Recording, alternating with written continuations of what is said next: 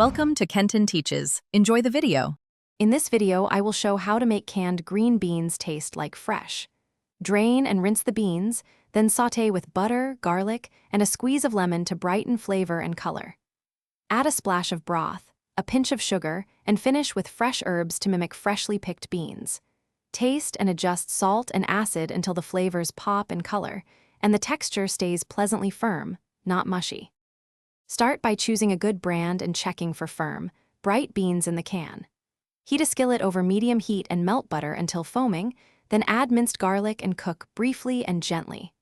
Toss drained beans with butter, garlic, and a splash of chicken or vegetable broth, then simmer lightly to absorb flavors.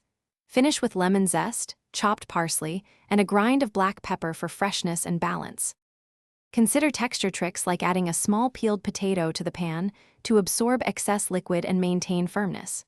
Try flavor lifts such as bacon bits, soy sauce, or a dash of smoked paprika to add depth. For a bright, crisp finish, toss beans in ice water for a minute after cooking, then reheat briefly in butter to restore warmth and glossy texture before serving. Serve with toasted almonds or